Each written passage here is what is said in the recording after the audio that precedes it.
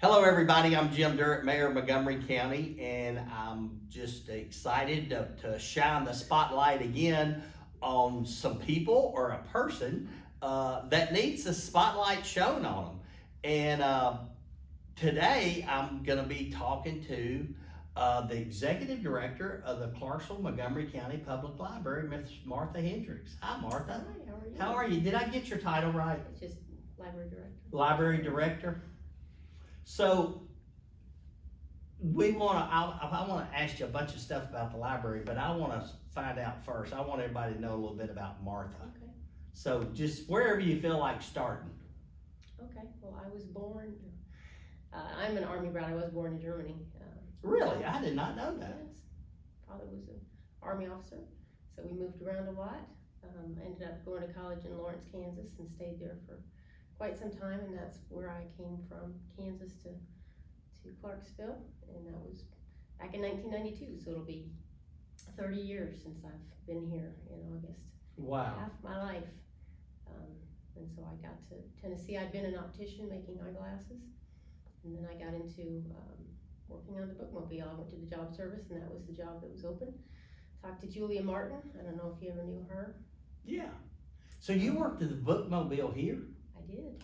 You That's are how I kidding started. me. So a month in, I was like immersed in Tennessee landscape, beautiful, beautiful Tennessee countryside, and going places like Van Leer and Sladen and, and McKinnon and Pegram and all those places. Cumberland City, I remember. We would stop places for lunch, Fort Donaldson and Cumberland City.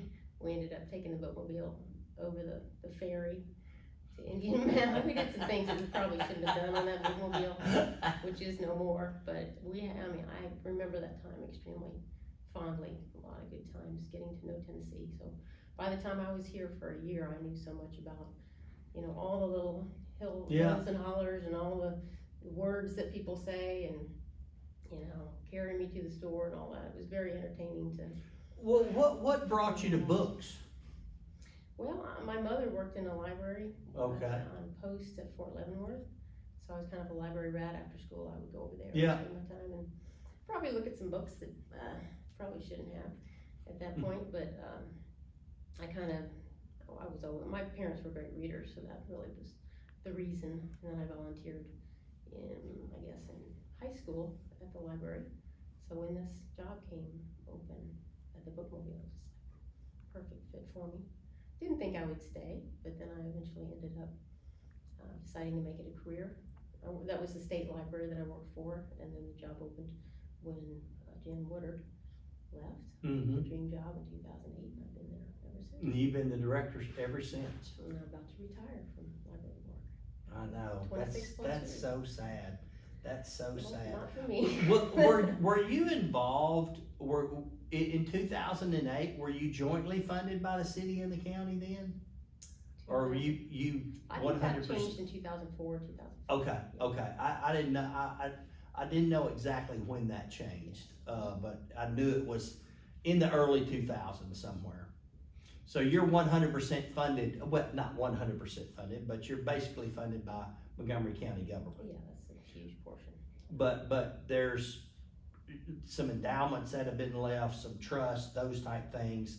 The Friends of the Library, they do fundraisers and stuff, and you're kind of unique in the sense in your role that you're an employee of Montgomery County, but you're actually an employee of the board.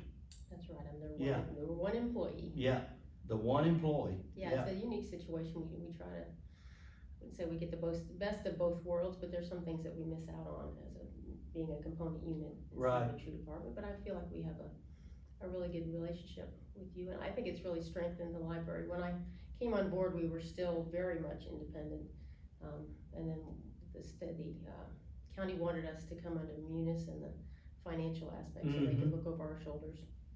And I was very happy to have all of the accounting out there. Right. It was a huge transition to go over and become more true county employees, and the biggest achievement that I've had during my career is to get our employees on the county payroll, because we had our own separate pay matrix that was separate but unequal and lower, and so we added over 100,000 that year, and we've been with you ever since. Yeah. So, and that's just, to me, that's the legacy that I leave, is that. That's awesome. That's awesome. On a pay plan, cause to make a living wage is so important. Yeah, yeah. What's a typical day like in the director of the library? Well, right now, a typical day is doing the account tech's job because our account tech just left, so I have to fill in. My assistant director and I are trying to do that job until we fill it, but, it's so varied by the day. The usual emails, the day-to-day stuff where you have to put your initials on every single requisition that comes through, all the spending, planning for budgets, so it's seasonal. Mm-hmm. Prep the budget, do a certain report at a certain time of year. Go down to the desk and cover for an hour. I really love it when they ask me to do that. I don't get to do it very often. Yeah. I was assistant director and then I became director, and you're further and further away from the action. I call it circulation therapy when I get to go down and do that. Circulation therapy? Yeah, and then I try to take a walk a couple times a day just to clear my head around Veterans Plaza. Whether it's burning hot or freezing cold, I just need to get out and breathe the air. Yeah. And lately I come in and go down to the children's department and I feed the fish for just a few minutes, and inevitably somebody will come in with a family or with small children, and they'll want to feed the fish with me, and we have just a moment to have that relationship and feel the energy of children. So when you walk in the youth services department, that energy is so special, and I just try to take it upstairs with me back to my desk. That's awesome. That's all. I mean, it's so much programming y'all do too. I don't know that I don't know that most people in the general public realize all the different things that are in the library today versus what they were 20 years ago. I mean, y'all just have stuff going on all the time. Oh yeah, and that's, for example, Saturday I was working. I usually work a weekend day every month. I came in and there was the book sale going on for the first time in 2 years. It was such a happy day. We had the full Cumberland Winds band playing in the center of the atrium, which just kind of kills me every time, especially when they end up with the military stuff, because I'm an Army brat. It brings me back to my childhood. And then we had the plant sale. It wasn't our plant sale, but it was the Master Gardener's plant sale right there by the library. And that was a huge day. I looked at the figures and it was almost 1,150 people that came in, and that was just depends on the day as to what's going on. But and then we had May the 4th be with you, because we're big Star Wars nerds at the library. So that was we had this guy dressed up as Darth Vader come in, and if you've ever May the 4th be with you. That is so good. good. The first time you heard that? Yeah. That's hilarious. So Darth Vader comes in and he reads this children's storybook to these kids at story time yesterday, and that is one of the funniest things that you'll ever hear. Oh, I bet Darth that's Vader, so awesome. reading this book with the voice and everything. Yeah. So we have story times. Obviously, early childhood literacy is a huge thing at the library. We have notary service at the library. I'm sure a lot of people don't know that. That's something new. We have the computer services. We have all kinds of different things. And we have genealogy if you want to get one-on-one genealogy help. You name it. Online resources. Obviously, books are the huge draw, whether they're digital or print. What is the ratio digital to print? I mean, there's still a lot of people that just like a printed book.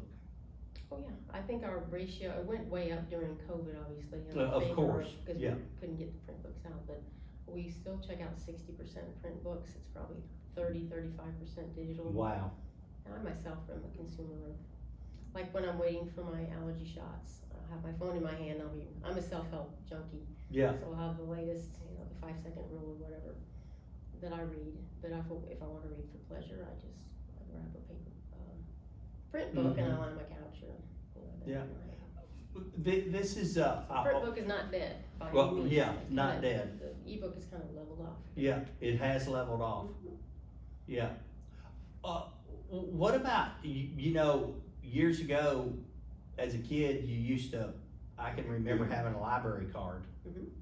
And I can remember years ago there was a slip in the back of the books, like it was a little postcard. The charge slip. Yeah, that if it was past due and all that stuff. Right. I mean, that's just all, a sign of the times, huh, gone. I got started in libraries when we still had those Yeah. slips and we had to send all the cards, we had to file, I spent half my life filing cards, when I worked for the state, and I'm kinda glad that's over, but I remember all that. I think when Springfield opened their library, they sent out their invitations, and the invitation was on one of those cards in the pocket, and that's how they sent it out, and it was so cool. That is cool, that is cool. What do you think are what do you think are some short-term challenges for the public library? Well, I think I have myself in creating a short-term challenge by retiring, obviously change in leadership is a Yeah. big deal. So I'm hoping that we're gonna get somebody really. Well, obviously, space too. Well, I think that's the short and long term Yeah, challenge. yeah, it is providing a service to the general public. Yeah, just Yeah. truly providing library service around the county Yeah. instead of just for. Yeah, and there's a big need in the north side that's been identified, and I think that bubble kind of moves over to the right, over towards the Trenton Road area. I think so too, Yeah. yes, Yeah. definitely. I think there's a need, but I think the biggest need right now is in the area of North Clarksville where we've determined Yeah. that the first Yeah. branch should. Well, you know, you're the first person that I've interviewed that's retired. It's kind of sad. I mean, I Not just, sad for me. well, no, it's not, but it is for me. But so, what would you tell? What would you tell? What are you gonna tell the person that takes Martha's place? I mean, I'm not gonna be here to tell them anything. Well, I know, but we can't hire another Martha. I mean, what? Well, I think my. But you're not gonna be here to tell them, but you'll be involved in the process. And so when you walk away, what advice would you give them? Even if you can't Well, tell it I'm to giving them. my assistant director all the advice in the world, cause she's gonna have to be the interim Yeah, and that person. yeah, What advice would I, and in terms of, there's not gonna be another Martha, I mean, I think my personality type was well suited for the work that had to be done to bring, cause a lot of, like I said, we started out, when I got here, as kind of I would call it a mom and pop store, and we became progressively more. My two big things were to get the back end in shape, because it was kind of loosey-goosey, couldn't find the policies, get all that stuff together and get it tightened up and Yeah. professionalize the back end of the way the libraries run. And the other part was to, in terms of what I controlled, of course I wanna make it wonderful for the public, but if you can get the back end straightened out, get the staff culture, in line, then the public is gonna see the results of Yeah. that, so. I want the culture part to really continue, cause we worked so hard over the years to try Yeah. to get it, we're getting a lot more compliments than criticism at this point, and Yeah. that's such a gratifying thing. Is there, if somebody's wanting to volunteer, is there? I guess let me finish my thought. Oh, okay. Don't mean to interrupt you, but about personalities, I think my personality was well suited to that particular task of trying to make those changes on the back end and try to develop a plan for the branch library, and I think we've got a solid foundation, I hope we do, moving forward in those aspects. But I think there's a need for kind of a different personality probably to come in that's maybe a little, I'm kind of an introverted person versus some other folks that I know, such as my assistant director, who's just a wild, Yeah. I love Yeah. when we balance each Yeah. other. Yeah. A personality that's more Yeah. suited for a different Yeah. phase of. But if you come into a place and there's a lot of stuff broken, that personality a lot of times can't fix it. Yeah. But I think the library's in pretty good shape, and it's Yeah. ready to go to the Oh, I next think level. it's in awesome shape. So is there lots of volunteer opportunities for people in the library? And now that we're past COVID, there's gonna be a ton more. We're really trying to, especially with, everything is looking towards the branch. So we're trying to move all our operations. So what are we gonna do when we have to move the books over there, and just try to, how are we gonna change the jobs? If somebody retires, are we gonna split this job into a shelver, and, cause we gotta get the books on the shelves. They come out and with the machine that we have that checks in stuff, they go back on the shelf so much more quickly. So we have lots of slots where we can stick in a volunteer, and the people love it. They're, you have to put all these different tags and things on the books when they come in. process them. I talked to a volunteer that we had recently, and he's like, this is like my dream come true, just to be at the library. Processing a book is something that they are thrilled about, you know. And we have people who look for holds so that people can come and pick up their holds, holds hunters. More and more and more, and especially when the branch opens as a book, there'll be lots of volunteer opportunities. We also want to have people that go out and, you know, help fundraise and that sort of thing in the future. So it's going to look a little different, and I'm just so glad that COVID is coming to an end. Me too. So we can really open that up. Yeah, me too. What you kind of answered this when you started telling us about Martha, but if you walked out of here and as you're walking back, we're at Veterans Plaza, and as you started walking back down to the library, and you ran into this couple that's just walking around, and you start a conversation with them, and you find out they're thinking about moving to Montgomery County. What would you tell them why they should? Oh gosh, that's pretty easy. I mean, climate is a huge thing, as opposed to other parts of the country. I think the weather is wonderful. I used to live in Kansas, and there was a lot of snow and a lot of extreme temperatures. The beauty of Tennessee as a whole and Montgomery County, I just was blown away, like I said, going out in the Bookmobile and seeing it up close. The cost of living is another huge factor. I think Montgomery County government, obviously, I've seen it up close with you all. Budget committee and the struggles and all that, it's very well run. The people here, the thing about Tennesseans is, I know a number of native Clarksvillians. You know, I was a linguistics major, so I'm fascinated by accents and things. They all talk differently, and you talk differently. But, you know, it's interesting. It's like 50 different accents inside the city. But Tennesseans and Clarksvillians are willing to give this shirt off their back to help you. It's unlike anything I've ever seen. The kindness and the friendliness of the people here is. It took me a long time because I was coming from Kansas, and I was had an attitude, and I was angry, and I was 30 years old, and I didn't want people talking to me when I was out there. Right. It took a long time for me to get over it. Now I'm all kind of totally switched around, and just kind of one of us. Slower pace, and I'm trying to. So, and of course there's downtown, and there's all the events that we have, and the beautiful architecture, and the proximity to Nashville. You can get on a plane. If you get tired of Tennessee, just get on a plane and go somewhere else and come back. There's almost too many things about it to list that are wonderful. And I think you answered this question, but what's been the most gratifying experience for you?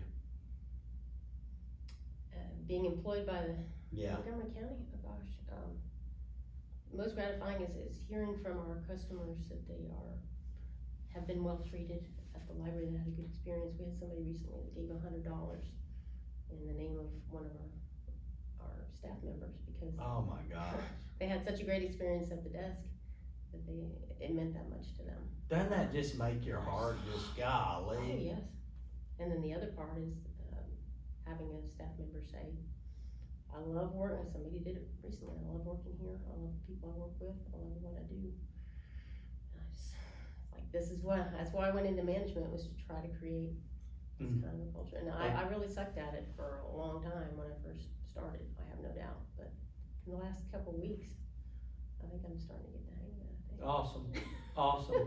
No, I think you've had the hang of it, and I don't know that there's another person anywhere in the world that can say that they drove across the river on a ferry with a bookmobile. I wasn't alone, so there's at least one other person. Well, that's great. Well, Martha, I just want to say to you, and you know, I'm leaving county government. But you're leaving as well, and I just want to tell you that Montgomery County is losing somebody that is as passionate about what they do as anybody I know, and so I just want to wish you all the best. Want to wish you Godspeed and God bless you. Well, thank you. Thank you. And absolutely, same to you. Thank you. You will be terribly missed. Thank you.